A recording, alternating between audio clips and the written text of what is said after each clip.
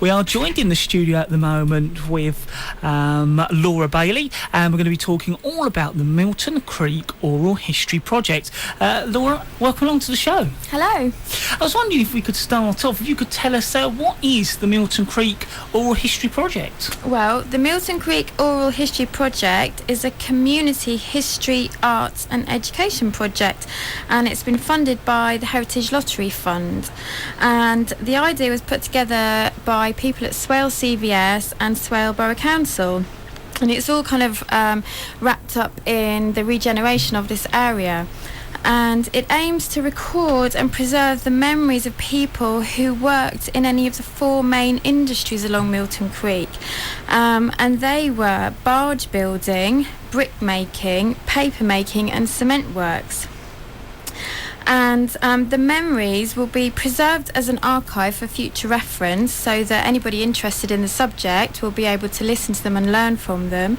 And they'll also be used as a basis for various activities in the area, such as there'll be a drama production based on the stories. There'll be learning packs for all local schools in Swale, and those will be based on local history. There'll also be a website and a DVD. Oh, and we'll also be running an inter-school essay competition. What is your role within the project? Well, my role as project officer is basically to make the project happen, and that means recruiting lots of volunteers to get involved, and finding the people to interview as well, because they're all out there somewhere, and it's my job to find them basically, and just to facilitate all of the activities and make sure that everything runs smoothly and runs on time and on budget. Laura, I understand that Year 8 pupils from the sheppey Academy have been offering to help. They have. Well, actually, they already have been helping. They were really keen to get involved, so we laid on a historical research workshop for them recently, and that involved people from the Sittingbourne Heritage Museum and Library and the HRGS, that's the Historical Research Group of Sittingbourne. People from those groups came to the school with lots of different documents and newspapers and books and all sorts of different things for the children to look through, and explain to them, how to go about finding out more about local history. And then the Year 8 pupils just last week took part in some oral history training, and a trainer from the Oral History Society came along to the school and did a workshop with them, and that was really good. I think the children got a lot out of that, because that was very hands-on, right. And they did practice interviews and learn how to go about conducting an oral history interview and how that differs from other types of interviews, such as job interviews and police interviews and any other type of interview. So that was really fun, and they really engaged with that, and got a lot out of it. Are you providing oral history training interviews for adult volunteers? Yep, we definitely are. In fact, this Friday, the same trainer is coming back down to do a day's session with my adult volunteers, and that'll be based on the same lines as what the children did, but just tailored slightly differently for the adults. That's a full day course, and actually I think we've got 2 places left on that. Right. So if there is anyone out there who would like to take part in the training, then they can get in touch with me. I'll give you my details at the end, and we can see about getting them on the course, and then sort of in return they can do some interviews for me. So that would mean going out into the community and recording people's memories. Who are you working with, Laura? I'm working with lots of different people. Apart from my group of volunteers who are helping with lots of different aspects of the project, I'm also working with a group of Sittingbourne and Sheppey-based students studying graphic design, and they're helping me create a website for the project.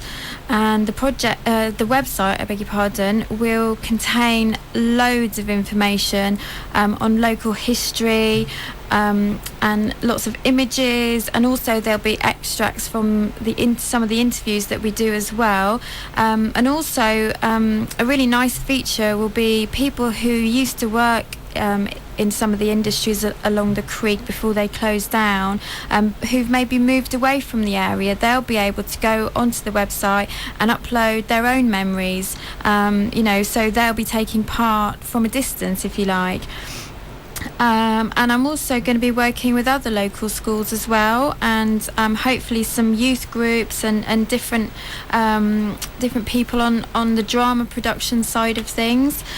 Basically, if I just explain that, what will happen is I'm currently looking for a local artist or playwright, or someone who does creative writing, to interpret some of the stories that get told into a drama production, or maybe even a song and drama production, and then get a group of young people, or young and old, to be honest, involved in producing the drama production and performing it, and we'll film that and put it on a DVD, so that the whole community can see it, and it'll also be performed at the end of Project Celebration event, which will be in December next year. Now, I understand you are providing learning packs as well. Yeah, one of the things that was included in the application form to the Heritage Lottery Fund for this project was that we would create some learning packs for local schools in the area, which would include resources such as worksheets based on local history and geography, specifically for key stages 2 and 3. So that would be sort of the latter part of primary school and the sort of early part of secondary school, and these are being developed by PGCE students at Canterbury Christchurch University. And once they've sort of created an initial learning pack, they'll be piloted in local schools. So I've already got 2 schools to help with that. One of them is Western School, and the other is the Isle of Sheppey Academy again, who are just being brilliant. But if other schools wanted to get involved in that, they could do, and they need to get in touch with me about that, because obviously the more schools that kind of give us feedback, the better we can improve them. And then they will be completed and made available to all the schools in Swale for the start of the 2012/13 academic year. So that's next September. And basically it's really to try and encourage schools to integrate some local history and geography into their curriculum, because I think it's quite lacking in schools at the moment. A lot of local kids don't know anything about their local heritage, and Milton Creek included. Milton Creek was so important to this area.